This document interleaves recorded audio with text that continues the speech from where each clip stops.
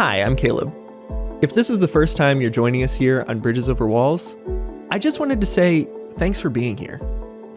And if you've been with us since the beginning of season 1, I just wanted to take a minute to tell you how much your engagement has meant to us this season. When we started this show, we wanted to create something that inspired people to get outside of their comfort zones and connect with people they may not otherwise. We wanted to help chart a new path forward for how Christians relate to our communities in the future and to get a more honest picture of what role Christianity has played in the past. But there's one topic left to cover in this season: fear.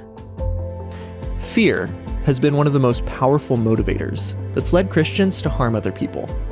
Whether it was spiritual fears of demons and witchcraft or societal fears in a rapidly globalizing world, fear in the hands of Christians has often been what pushes us away from treating people the way Jesus would.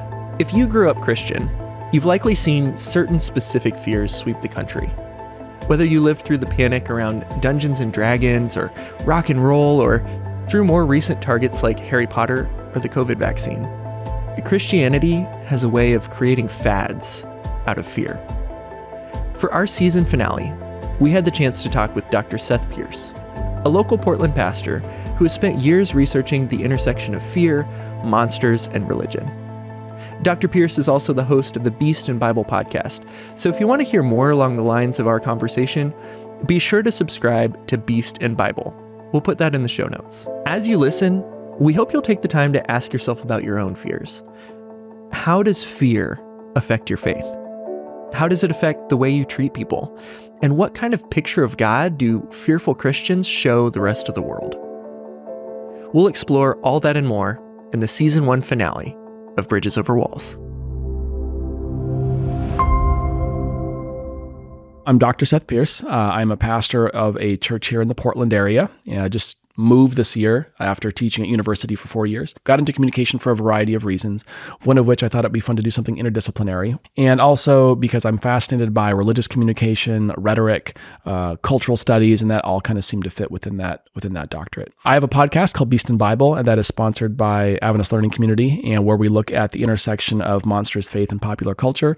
And that kind of fits my current research, which is in monsters and religion. I'm super excited to talk to you because, number one, you're somebody that I've read a lot from and heard a lot from, and then just you've spoken to my experience so well. Growing up in the Midwest in a Seventh-day Adventist church that was very fear-driven, I would say it was our biggest selling point. I got more sermons on things to be afraid of than things to hope for.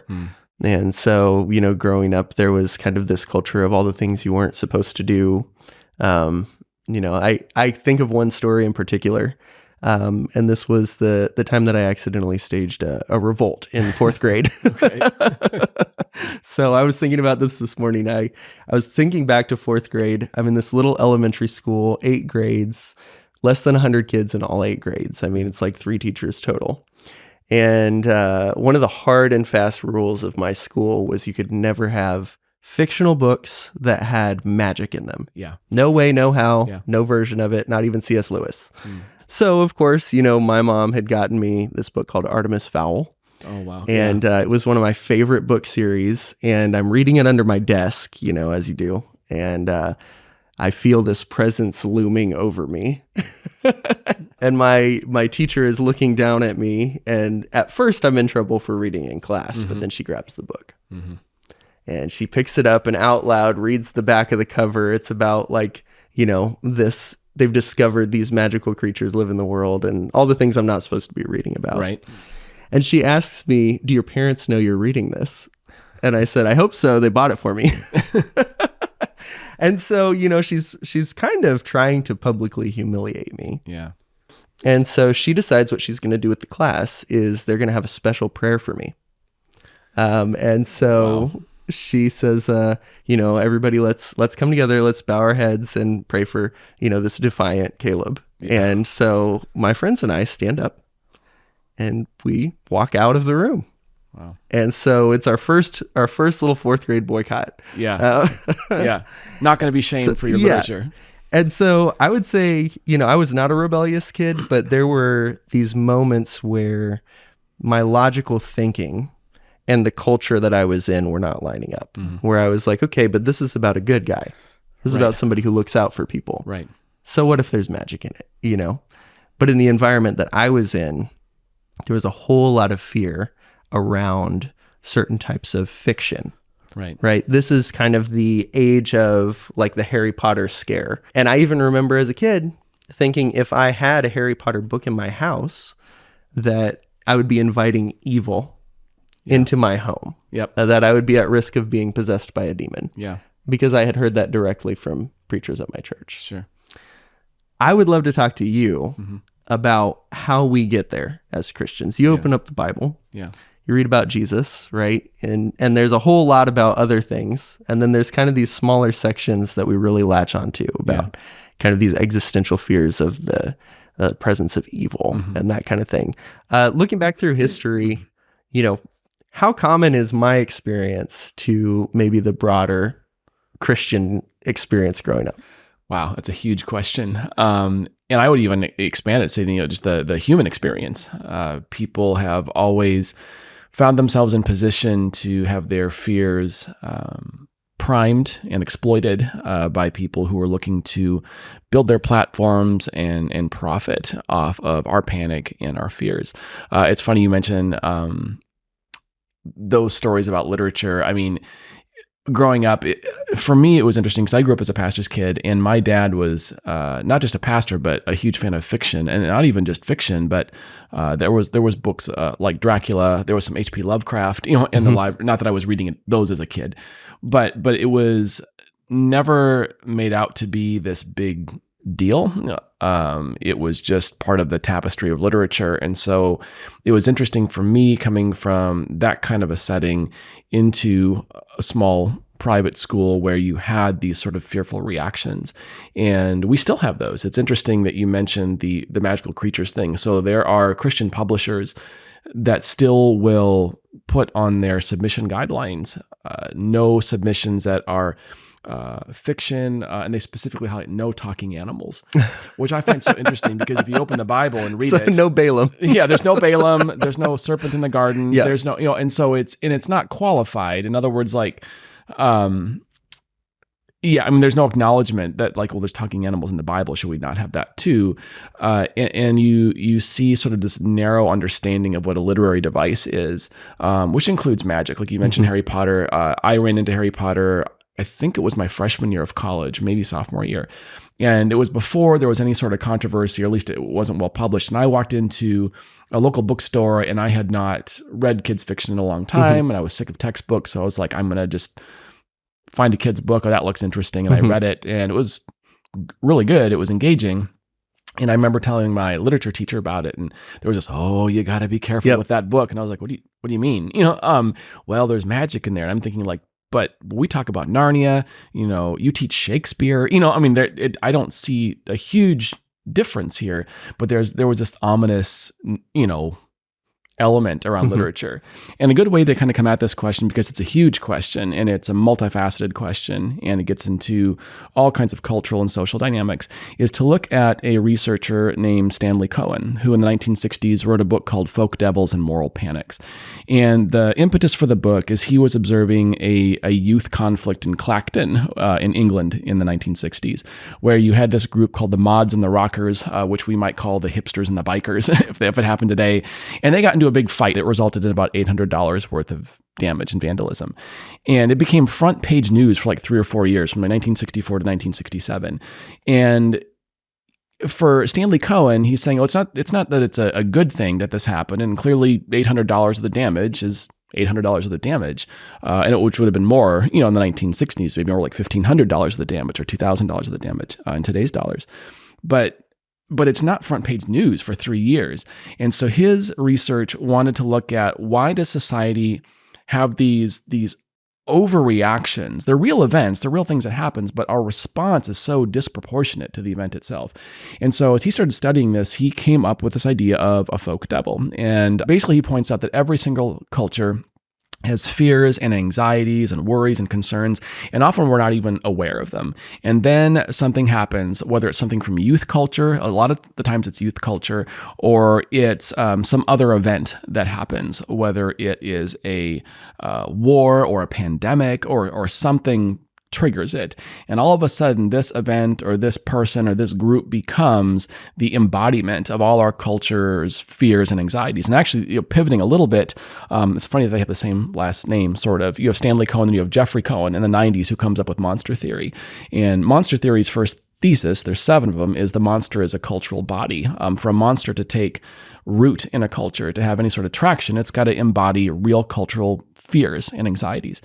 So once this happens, there are 5 actors. You might think of them as stages that occur to create what he calls a moral panic, or basically a society's emotional overreaction to a real event. And the first actor in a moral panic is the press. In other words, the press will over-report on an issue, and they use a lot of caricatures and stereotypes to really say, look at these, in this case, these monstrous youth, they're running wild in the streets. All society's falling apart, and they keep at it. And so everyone gets kind of freaked out, which leads to the second actor, which is the public, right? There's this public outcry, where, oh no, all our youth are being threatened by this.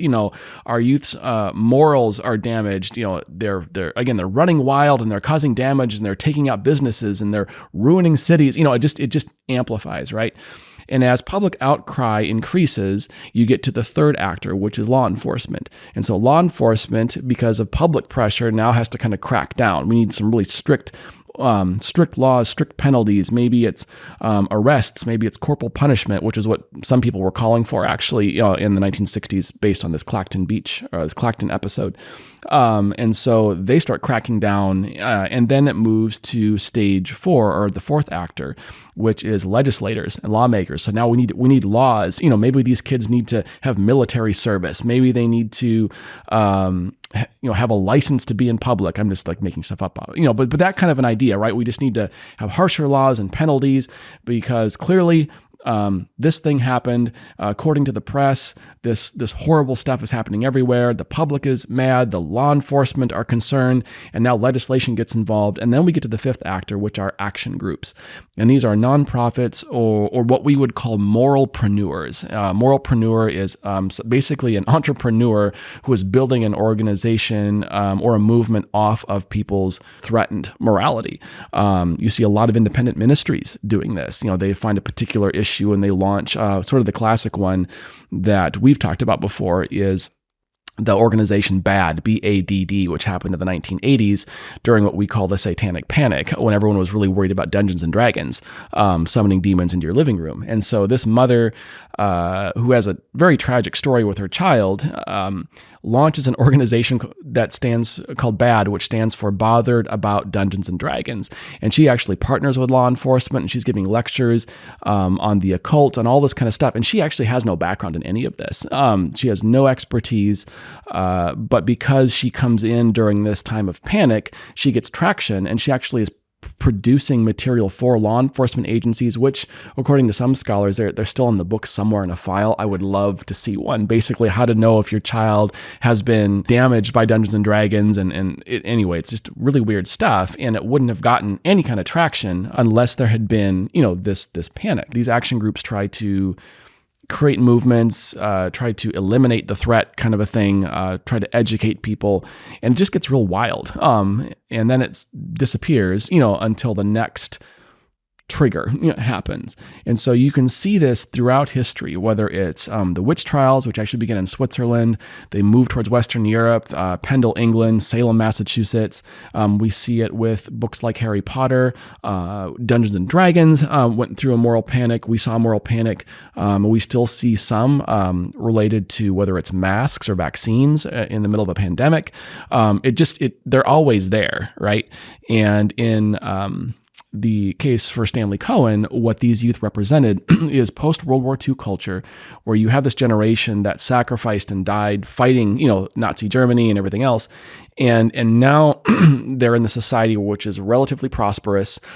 These youth in their mind don't know what it's like. They didn't know what it was like to serve your country, to have to sacrifice. And so they've got all this free time to go to these vacation spots and get into fights. This represents what's wrong with society. And that's how they become kind of the folk devils that everyone rallies around, in this post-World War II environment. And so we have to crack down on our youth because they're wild.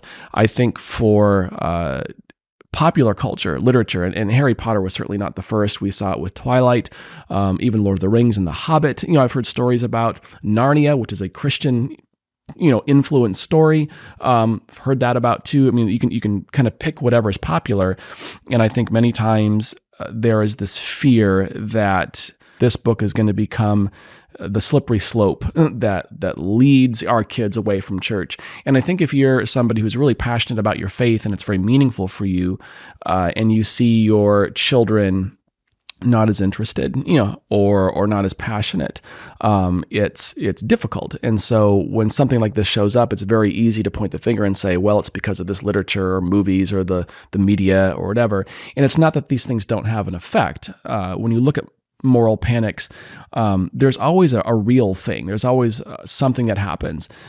The big idea is that there's an emotional overreaction to it. So it's not that there's nothing to critique about Harry Potter or Twilight. The level of critique and emotional panic over it is often way out of proportion than what the book or the movie or whatever it is actually doing. I remember this starting when I was a kid. You had certain independent ministries that would come repeatedly, sometimes multiple times a year, and kind of all of the students at my school, all the kids from the church, they would all be required by their parents to go and everything.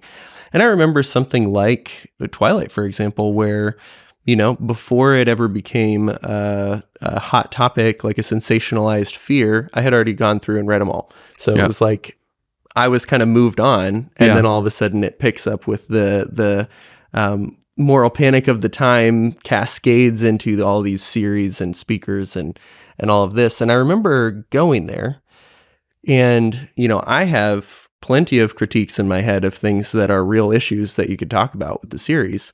None of them were touched on, right? The real core thing that the guy was saying was, this is why it's going to make your kids want to drink blood. This is why it's going to make your kids want to join a cult. This is why it's, all this inviting the opportunity for devil possession into your home. So it's all these like kind of way out there extreme examples. And I'm like, well, I know 100 kids who have read this, and that wasn't a problem for a single one, they didn't even like it that much for most of them. Right. But you do have real critiques of, you have this character who's hundreds of years old that's got a crush on a, 16, 17-year-old. What about that? But you would bring up all the valid criticism, and it would almost just be like, nah, that's not what we care about. We care about the fact that kids are drinking blood, and which wasn't even a verifiable fact. And so, I think why this is important to me is I really started distrusting my church as a godly authority. Because when you have all of these things where you just do the slightest little bit of critical thinking, even at 12, 13, 14 years old, and you're like, you guys aren't being honest about this stuff. And your priorities are so small and niche that all these other real world issues that we're dealing with suddenly don't matter to you. And I sat through so many of those series that I started to pick up the pattern of the guy speaking, where it was like, okay, you're claiming all this stuff about this, and then you claim I've never read it myself, and so it's almost like he just had this canned outline of criticisms, and he would just put in whatever was popular. The devil gave somebody the idea. If they read this, they're in danger of, their soul being lost or joining a cult or whatever. And so it just created this system of like, they got really heavy-handed with us, and we're like, I don't think that you know what you're talking about.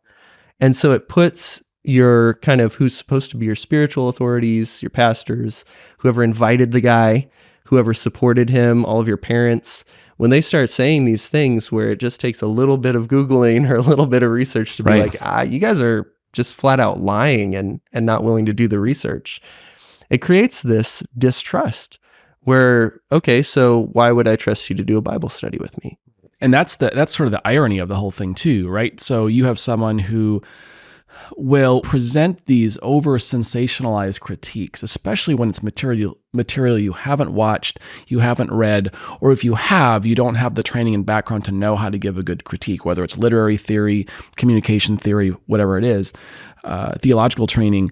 And you throw this stuff out there, and the one kid like yourself who's going to Google, who's going to go to the library and put the work in, and then start telling their friends, what ends up happening is you actually accomplish the very thing you're trying to prevent, right? Where now kids are saying, you're lying, you have no idea how can I trust you for anything?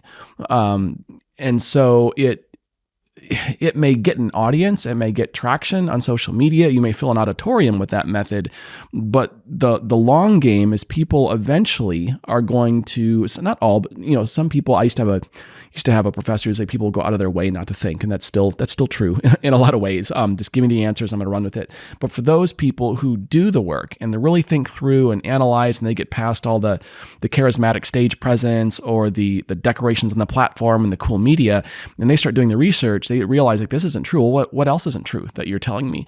And there are people who I have acquaintances and friends who have left faith communities, not necessarily God, but left faith communities because there's such a distrust over presentations where someone with a platform given to them by the church or even political party will get up and say something, and then they realize it's not true, and it makes them question everything. And not that we shouldn't ask questions, but they really start asking questions as a means to get out because they no longer trust or have faith in the person representing the organization. And like you point out, there are real issues in every piece of literature. You can approach intelligently, rationally, factually, and you could totally use those in a presentation or a small group discussion, a book club, but we always bypass it for the sensational because that's what gets attention, just like, you're familiar with the term clickbait, right? We know that there's parts of the human brain that are attracted to these big, dangerous announcements. It's part of how we're hardwired, right? We're on the lookout for what's dangerous, what's a threat. Oh, look at that presentation, look at that article. But in the long run, it doesn't build lasting relationships and lasting trust. I think that's something that I don't want to go through today without really focusing on is who do we become when we're afraid? Who do we become corporately when we're afraid? So Christians, I think we have a major blind spot, and that is that to many people who do not share our faith, we are a villain and monstrous presence. And we think, well, what's wrong with me? I just go to my church, I eat vegetarian food maybe, I do these things, I volunteer at the community center. But the collective of us, whether we are part of that moral panic or not, the fact that moral panic continues to wash through Christian spaces over and over and over has made us, at our worst, murderers. When you go back to and you look at the people who were executed as witches, right? You could be accused for witchcraft just for being a woman who wanted to read. For somebody who had mental illness, for all these different things, groups of Christians came together and murdered people because they were afraid. And throughout our history, you see over and over and over the effects of kind of unbridled fear and the people who are willing to capitalize and lead on that fear, leading us to be the exact opposite of Jesus. Right. And I think that's why this is such an important topic of, how do we approach our faith in a way where we actually think, ask questions, and we ask who we're becoming because of these things. And it's such a tricky spot to be in as someone with a Christian worldview, because clearly, and not even just a Christian worldview, right? Multiple worldviews look at there's good and there's evil. Right? There's things we recognize are toxic and damaging. There's things that are good. And so we don't want to suggest that everything is fine. There's no such thing as evil. Everything is valid, sort of an extreme caricature of postmodernism. But in that space of talking about good and evil, again, and I'm threading a needle here because I don't want to assign motives to people. We talk about something called fundamental attribution error, which is me assigning internal motives to external actions when I don't actually know factually why someone is doing something. So I'm being careful with that. But generally speaking, we do know that it's easy to get into a position of power, get into a place where you're a platform. I think particularly for an independent ministry, which pays your bills, it feeds your family, and I've got this audience, right? And they're expecting me to talk about good and evil and things in the world. And so out of sometimes even a good motive to passionately talk about what's right and what's wrong, we can overdo it in those presentations, and we can prime people to be afraid. Kind of a classic example is how a lot of, within our faith tradition, how a lot of our presentations on Bible prophecy are conducted. So obviously Bible prophecies in the Bible, Daniel, Revelation, and other places. And it's really this big meta-narrative about good and evil.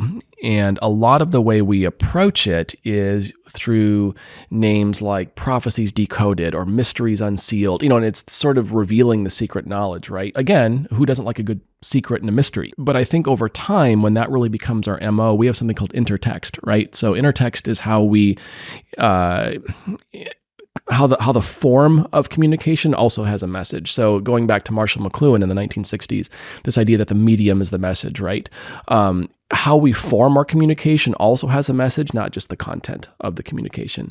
And so if the form of all my messages is this sort of deconstructing, here's the real truth behind this. Here's the secret unsealed. Here is this decoded. But when that becomes your MO, you are teaching people a worldview that says there's always a secret something behind every symbol, behind every corner, behind every street lamp, behind every bush. There's always a secret to be unsealed. And when you combine that with a narrative of good and evil, and you are intense with those presentations, people can start to cultivate a worldview. We actually have something called cultivation theory, which is how consuming certain types of media, which would include live presentations, doesn't necessarily make you do things, but it can cultivate certain ideas about the world that have the potential to make you do things. And so if you start cultivating this idea that there is evil lurking around every corner that needs to be revealed, you are perfectly primed to have someone trigger your fears in an extreme way, because you're already looking, right, for something. What's wrong? What's evil? What's secretly, what are the Freemasons and Illuminati and Jesuits and whoever else, what are they doing? What are they up to?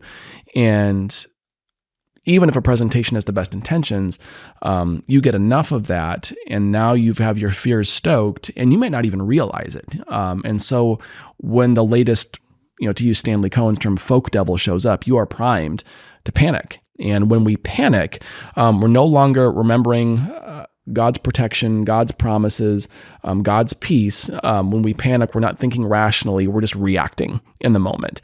And we become the worst versions of ourselves because basically the brain is on vacation now, and we are just impulsively reacting to things.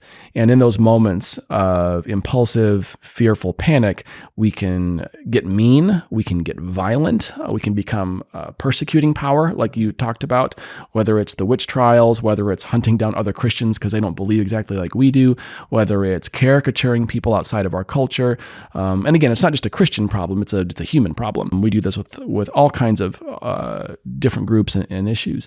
But that's what's scary is you can take somebody who is an otherwise kind, wonderful human being, and you run them through that type of consistent priming, and whatever the next trigger folk devil is, it flips the switch. And I've watched people, particularly through the pandemic, one of the things that I had to grieve was watching people who in my life had been a source of kind, rational, loving Christian thought get completely radicalized and start spewing stuff online that was completely unhinged, unfactual, and just mean. And it's frightening to watch that. One of the areas that I see this happening most, we've talked a lot about pop culture, things you read, things you watch.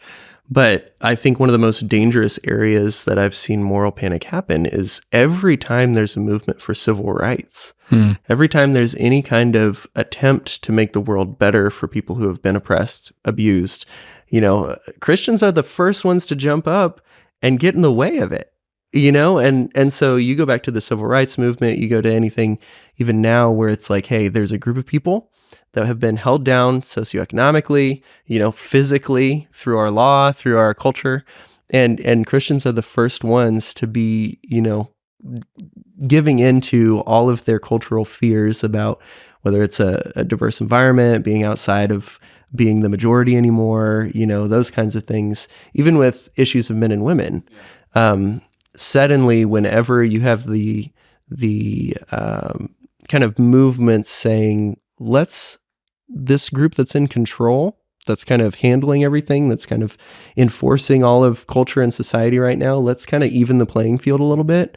There's this massive, exaggerated overreaction against it. Yeah. And so I think that there's a whole lot breaking down right now over, when you look at the Bible, is your priority going to be on, the fear of corruption, the fear of like whatever it is, or is your fear, people aren't being treated like Jesus would treat them? Mm-hmm. And it's almost these two opposing forces, your personal fear or your fear for other people, just constantly in fight. And it gets colored in all these different ways and goes into all these different, specific groups. But at the same time, it always comes back to there's a deeply embedded cultural fear that people have let run wild, and they will subvert all of the things they know about Jesus in order to serve that fear. Yeah, this is a really important issue and a complex one. I'm going back to monster theory a little bit. One of the theses of monster theory is the monster polices the border of the possible, right? And the idea is whatever we deem as monstrous, and for some people, civil rights movements and social justice, part of that fear is what happens if they were to share power that I'm used to having. Some of the extreme reactions to sharing power and sharing agency is this fear that suddenly now my life is going to become terrible and I'm going to become persecuted. And really it's our own stuff that we haven't worked through versus saying, no, it's biblical. It's just right and decent to share power and to give everyone a seat at the table versus me hoarding it for myself. And so there is this latent fear, I think, that is not biblical, but that gets stoked by whether it's political pundits, preachers who suggest that this is a danger. And oftentimes what we'll do, and this happens in a variety of areas, is it's a straw man, right? We'll point to the most extreme person in a group, whether it's Christian, whether it's in a social justice movement, a political party, whatever. See, if we allow this, then we'll all become like this. And it's such a bad argument, because you can find bad representations of humanity in every group, people who are toxic and mean, and then say, see, they're all like that. So it's like a hasty generalization, right? In the Bible, there should be this fear of like, hey, we're not treating people well, we're not empowering people, we ourselves are at risk by becoming corrupted by power. I mean, I think of like the intro to Lord of the Rings, right, where humans battling over the ring, the one ring, humans above everybody else, desiring power, right? We're more afraid of losing power than we are not sharing it with people who, because they're human beings, because they're children of God, deserve to have agency and power too. Anyway, I'm rambling a little bit, but yeah, and it's so crazy because it's just like, I think of if each Christian read the Bible, there would be certain verses that they bold themselves. Mm-hmm. So like we kind of put different emphases on different verses and say this is the core of who I am and what I'm about. Right. And so to me, when Jesus paints the picture of like, look, bottom line, love God, love your neighbor. And what it looks like, the people who are going to be with me are the ones who I was naked and they clothed me. I was hungry and they fed me. I was in prison and they visited me, right? If you saw in another human being a need and suffering and you were able to help and you did, like that's the core if I were going to narrow down my faith. Right. But I think, maybe this is the reason that we hear so often in the Bible this message directly from God of fear not, right? When I've heard sermons about this and I've heard different people talking about it, it's been kind of this like God is so awesome and otherworldly that he's telling people not to fear. And, certainly there's a whole lot of that going on too, but maybe it's a direct command, stop being afraid, because when you are afraid, you become not like me. Yeah. When you are afraid, you become something other, you become something else, and you become a danger to God's kids. I mean, you become the force of evil in the world based on your fear. And if there's one thing to conquer in your faith, is that fear, because of who it makes us. And when we're able to kind of come through that, I grew up a very fearful person, afraid of the dark, afraid of strangers, afraid of absolutely everything you can think of. And I've noticed as I've gone on this journey of trying to sort out where is that coming from? Why am I afraid? As I've become more and more just kind of putting one foot in front of the other kind of life instead of being afraid all the time, I've become a more compassionate person. I've become a more curious person because fear was kind of keeping me from reading the wrong book, from listening to the wrong music, from talking to the wrong person.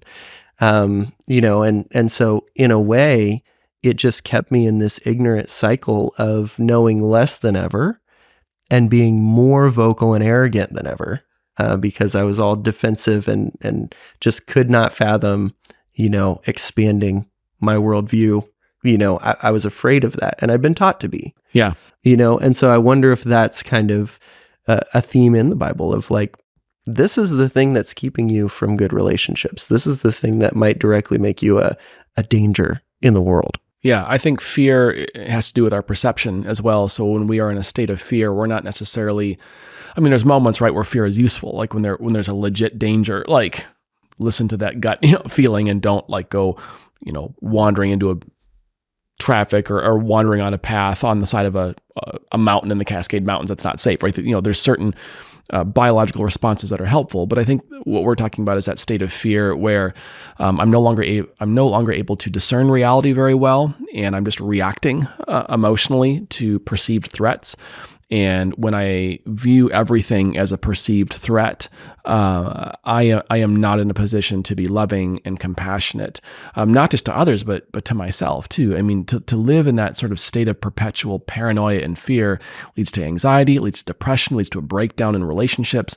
There's nothing good that comes out of it. And so I think there is some merit to say, one of the reasons that the Bible constantly talks about not being afraid and perfect love casts out fear is to prevent us from getting into a state where we are relationally disconnected and emotionally on high alert in a way where we're a danger to others and ourselves. I have kind of this growing idea that kind of the more power that you have in society too, the more damage you can do with your fear. So, if you think of, there's a reason that we don't give toddlers sharp objects, right? Why? Well, because they're prone to being afraid of a lot. They're prone to erratic action. Right. And they could easily cause some damage to themselves or other people. And in some ways, I think some of us are like that, where it's like, we don't have a lot of information that we need when we make our decisions and form our faith. And we haven't gone through the process of growing and learning all of that stuff. And then we get kind of societal power, whether it's wealth, whether it's privilege in other ways, whether it's a leadership position. Yeah. And suddenly all of our kind of immature feelings can carry out on the lives of everyone around us, everyone, if we're in a leadership position, everyone that we're leading. Yeah. And so I think, it's more and more important, the more leadership that you find yourself in life, to really consider those fears and how they might be operating, and maybe people aren't telling you. Yeah. And maybe they can't because you're not a safe person to tell. That was an experience that I had, coming out of, early college. Was I thought I was doing fine, and I realized I'd hurt all these people, and I had to go back through and really analyze my beliefs about the world. And really make apologies and try to live a completely different life so that I would not be that person that hurt other people. Yeah. It should give us a lot of pause for thought, those of us who have any kind of platform or leadership position, because it's very easy to let those fears bleed into our communication and our messaging, and fear spreads. Like I said, the moral panics are like a pandemic in some ways, where they just spread from person to person. And so often you'll get a leader who has not done the hard work of reading and dialogue and processing an issue, and they'll just go to Facebook or Twitter and they'll just beware of, whatever it is. And what I find too, and I addressed this on my podcast last year, is you'll get people in leadership warning, they'll use a buzzword, beware of, whatever it is, and they won't define it. They'll just throw it out there. And so now everyone's freaked out about this thing and they have no idea what it is. And so it doesn't help, right? And then when you, as a leader, I think, get caught up in moral panics, you can sort of project to the world, or your people, that we're under attack or in a constant state of threat, and you think about what that does to people when you keep them in a constant state of threat and warning, what that does emotionally to people. It doesn't, again, help their relationship. It doesn't help their witness. I know in those brief moments when I've had panic and fear, I have not. My health has suffered. My relationships have suffered. So to keep groups of people, in this case, we're talking about faith communities, but it can be any group. But to keep people in a constant state of high alert, fear, and warning is traumatic for people. And people end up leaving faith communities and having to do a lot of hard emotional work. And often people don't come back. They're like, that's a community that is just full of abuse and trauma, and it doesn't help me become a better human being.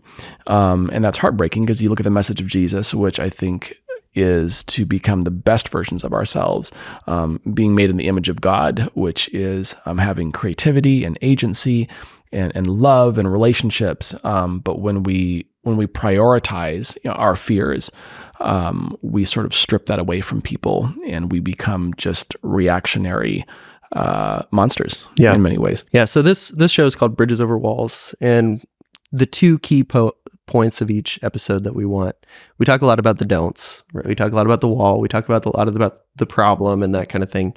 But I always want to leave people with the bridge. Yeah. So I don't just want to focus on the problem of fear, but I want to talk a little bit about like what to do about it. So projecting forward, you're a pastor, relatively young still. Thank you for that. You're welcome. Yeah. As you look forward into kind of the Christianity that you hope for 5 years from now, 10 years from now, beyond, how do we begin today growing that kind of newer culture that isn't based on fear, that isn't so susceptible to conspiracy theories and panic and exaggeration? What are some of the early steps that we could start taking now? Sure. So I just shared a message with my church, which you heard. It was on Halloween and the moral panic that follows Halloween in evangelical communities. And we looked at a story where Jesus is having one of the most spiritually oppressive moments of his earthly ministry in Gethsemane, where he is wrestling in prayer to the point where he is sweating blood, and there's going to be a betrayal and a kind of a sham trial, a brutal execution with the crucifixion, all kinds of things that are just full of horror and awfulness. And Jesus knows that his disciples are going to bolt, right? They're going to go through this season of doubt and darkness and fear, and he approaches Simon Peter, who's the one who's eventually going to deny him 3 times in that state of fear and panic. And he gives him the advice, watch and pray. And it sounds almost cliche because it's something we like, knit on, doilies and sweaters and put on posters, right? It's almost a cliche with Christians. But when you slow down and look at it, it's really the idea of being awake and paying attention to what is actually happening, adopting a posture of curiosity. And they actually talk about this in therapy when we have anxiety attacks, is pausing and getting curious about it. There's even one author who talks about saying, like out loud, and then figuring out what's happening in my body. Is it happening on the left side or the right side, the front or the back? Where am I feeling off? And just slowly walking through those things. And then with particular topics that come out, whatever the latest folk devil is adopting a posture of curiosity. The Bible talks about asking and seeking and coming together and reasoning. There's really room in Scripture for rational thought and asking good questions. So before I react and panic and start posting memes, on Facebook, whatever it is, I might actually do the hard work of asking hard questions, reading or listening to a book or two, finding an expert in that field, a specialist, asking them some questions. And by the way, I've been amazed at, as somebody who's been in academia and still operates in academia as well as the local church, how open scholars are to talk to you about their areas of interest, right? So you can rando email somebody and they're like, oh, awesome, somebody read my article, and they'll talk to you about stuff. And so really doing the hard, slow work of understanding an issue before reacting to it. Most of us, we live in a very fast-paced culture where we're used to sound bites and quick clips of things. And often people will look to the pastor, quick, give me the 20-minute version of this. Give me a few sound bites, and now I feel like I know something. Versus saying, no, I'm going to actually do the slow, hard work of understanding, which means I might have to read more than one book. That's hard if you're not a reader. or listen to it, or read an article or 5 or 10 until I feel like, hey, I really actually think I understand what the issue is. So those are 2 things I would say: the whole watch and pray thing, and then adopting an attitude of curiosity and really checking on something. And that's actually where you can turn your fear into an enriching, edifying, dare I say, fun experience. Philip Yancey, who's a very, very famous Christian writer, once mentioned that his whole approach to writing books, and he's written books on one's called Disappointed with God, whereas God when it hurts, prayer, does it really matter, church, why bother? You kind of get this theme running through a lot of his writings. And he said, what I do is I find a question that bothers me, that makes me afraid, that troubles me, and I use that question to launch into a study that produces my books. And so as opposed to running away from those hard questions, he leans into it and trusts that God will be with him in that process to get the answers. And sometimes, you will discover, there's certain things that we should be concerned about. But not necessarily to the degree that what I would call the panic mongers, panic peddlers, and moralpreneurs want us to be. I don't necessarily have to be that sensational with it. I can have this critique here that's just as valid, that's more rational, that makes sense, without losing my mind in this extreme. Yeah, and I just want to point out, since we're in 2023, one thing that makes this difficult is I don't think a lot of people are super educated on how social media works and how information that comes to them works. And so, I have this beloved senior citizen in my life who had a question about something on their Facebook, and I had the opportunity to just scroll through it with them. Yeah. And the kinds of posts that they were seeing, the kinds of political posts, the kinds of pseudo-religious things that were being shared by their friends, the suggested posts, they were all built around the fears that they might have. The internet had read them as a certain type of person, and now just was bombarding, just feeding all them day, the fear. every day, the things that they would react to. And so even though they were reacting angrily to these things, they were commenting, in resistance, they thought they were doing good work, they were almost magnetizing all of these fear-based things to them where that's all they could see. And I've seen this happen with several people, and I have to be careful myself. There's no avoiding it, but you just have to be aware that it's happening to you, that the internet will give you things that once it thinks you will react to, good or bad, doesn't matter. And working in social media, I know, if I were not working for the church, the metrics of working for a news channel, for example, would be how many people interacted, not was it positive.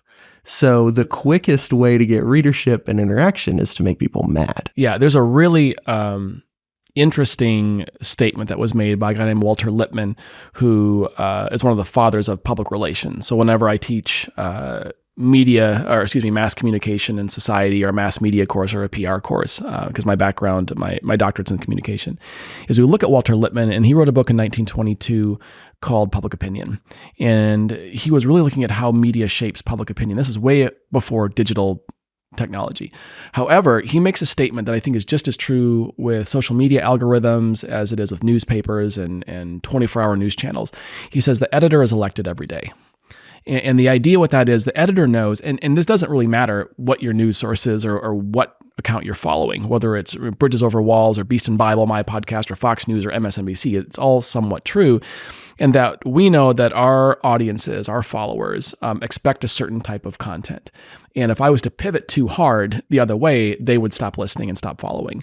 And that's just, it's a human problem where no matter what I pick up, I recognize that this editor cannot report on every single thing that's happening in the world. They have to make choices based on what they think is relevant, and based on what they think their audience, their paying customers, their platform wants to hear about. And that's not to suggest sort of everyone's a fake news. It's simply recognizing that we all have biases and limitations. So when we go on Facebook or Instagram or TikTok or whatever, or Threads, we recognize that there are algorithms that do their best to read who we are, like you said, and say, all right, I know that Pastor Seth is a monster and religion scholar, so here's all the books I think he wants, or here's the monster branded coffee that I think he would drink. And sometimes it's helpful, like, oh, I had no idea that was a book or a product or whatever. Sure, I'll go get that. But at the same time, I recognize this algorithm is feeding me things, and which also means it's not feeding me things. And there are other perspectives. And so when I see something wild show up, I'll read it, depending on what it is. I'll read it, and then one of my first impulses is to see, has anyone said the opposite? Has anyone offered a critique of this? So I have friends that will fall into finding a wonderful book that they like, that makes all kinds of claims that are interesting. And so I'll read that, but then I'll say, has anyone ever given a critique of this book? And then I'll read the critique. And somewhere in the middle, comparing and contrasting these sources, I get a little bit fuller picture of what's actually going on. But because we're so busy and often exhausted, you're like, look, I don't have time to do that kind of work. And so we'll just take what's being fed to us. And that's something and this is sort of maybe the professor coming out. Homework is hard work, or it should be. It's slow work. And every force in what we would call our media ecology today is pushing us for fast, quick answers and reactions, not reflections. And so as a countercultural move against moral panic, against the worst of digital technology, I have to be committed to slowing down and to doing that hard homework, which might be reading a very boring book that had one chapter that was relevant, or listening to multiple podcasts, coming at an issue from multiple angles to get a fuller picture, versus just logging on to my favorite partisan pundit, who's just going to tell me what I want to know. So let's zoom down into local church level. Yeah. If you're a pastor coming into a community that's been built on fear, where people are showing up because they want that fear catered to, they want it spoken to, they want it addressed, and that's kind of whether it's fear of social justice, whether it's fear of government overreach, whether it's fear of, the forces in Hollywood, whatever, there's a certain way people find their ways into churches. And there are a lot of places that have been built on that kind of ideology. Right. If you're coming into that kind of place and you're realizing, hey, I'm going to lose all of my people if I change the direction of this place, or I could, how do you navigate that kind of situation? The first step is you have to build relationship, and that's, even in communication theory textbooks, we talk about how communication has a sort of I'm simplifying here, but kind of a content component and a relational component. And the relational component is actually more important than the content component, because depending on the depth of relationship and connection, which gets into trust, and actually it's interesting if you look at the history of rhetoric. So Aristotle's ethos, logos, and pathos, something that a lot of us learn in our even our high school speech classes, right? The most persuasive out of our logic, our emotions, and our perceived goodwill towards people is the ethos. It's our perceived goodwill towards an audience. So if you're a minister or a leader and you spend no time with people, you don't visit them, you don't invite them over for lunch, you don't show up to their socials or their weddings or funerals, you could have the greatest sermon or seminar ever, no one's going to listen to you. So you've got to put the relational time in. You've got to build relationships outside of that emotionally charged discussion, right? You have to go help the farmer in their field. You have to go and meet that doctor at the hospital for lunch and hang out. So they get to trust you and know, okay, this is not somebody who's coming in who just wants to attack me. Because people get pretty emotionally attached to their fears, which are often connected to their worldviews. We sort of love our monsters in that way. And so if I start attacking right away, people will react and it's just going to get contentious. The other thing I would say is as you are having conversations, whether it's in sermons, whether it's in seminars, is you can validate people's fears. And so there's a lot of people in my network who get into conspiracies that I don't get into. But I can say something like, it's kind of an anxious time to be alive right now, isn't it? Yes. And all of a sudden I didn't validate the content of their anxiety, but I validated their anxiety because they've been made anxious and fearful. And often if you can see someone's emotional state that way, their guard goes down a little bit. And it's not intellectually dishonest, because if you're afraid, you're afraid. If you're angry, you're angry. If you're anxious, you're anxious.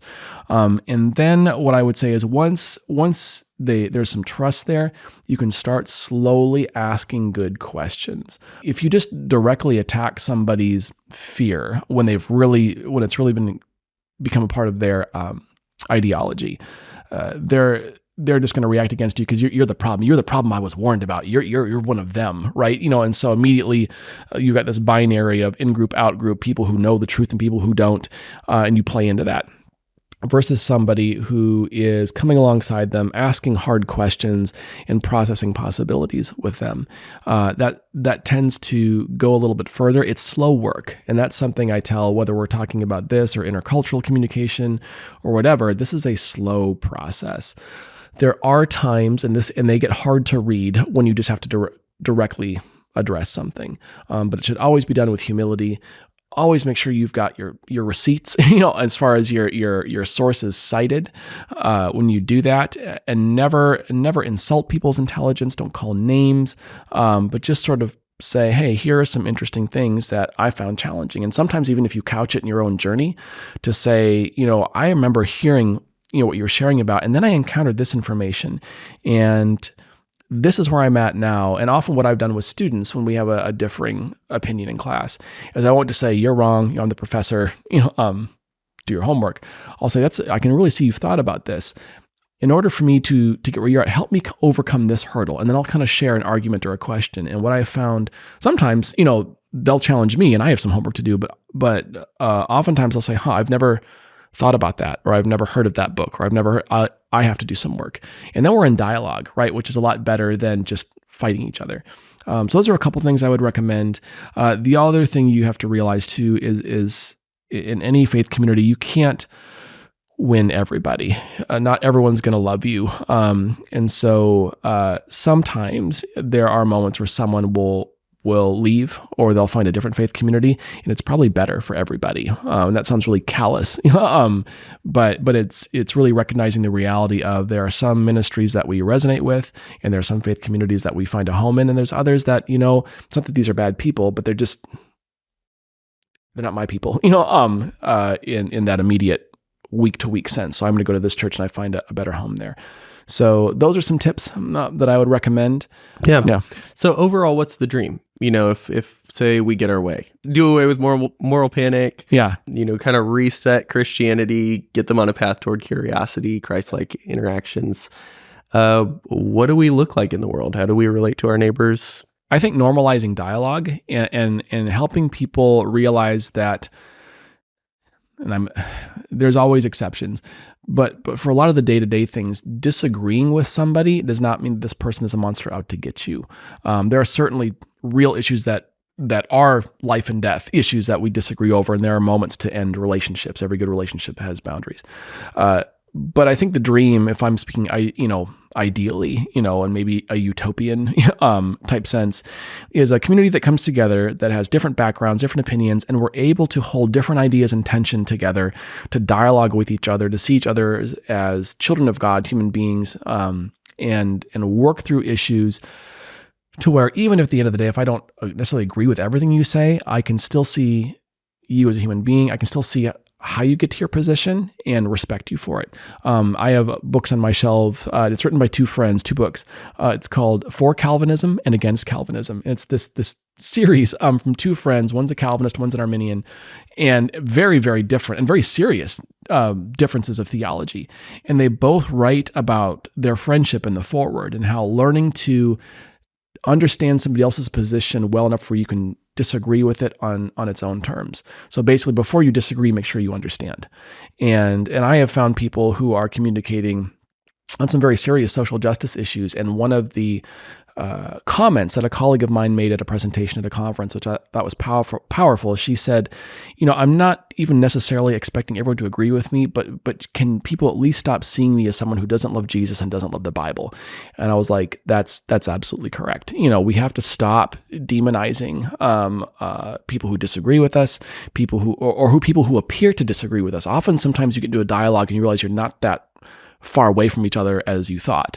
But again, because we live in a world where algorithms and influencers and pundits capitalize and profit off our panic and fears, sometimes we have a lot of narratives that are coming from other sources that we've absorbed that have nothing to do with the person that we perceive as our enemy. So yeah, to be able to come together, to explore topics, to have a community of curiosity that wants to pursue truth together and truth in the context of loving relationships, I think that would be incredible.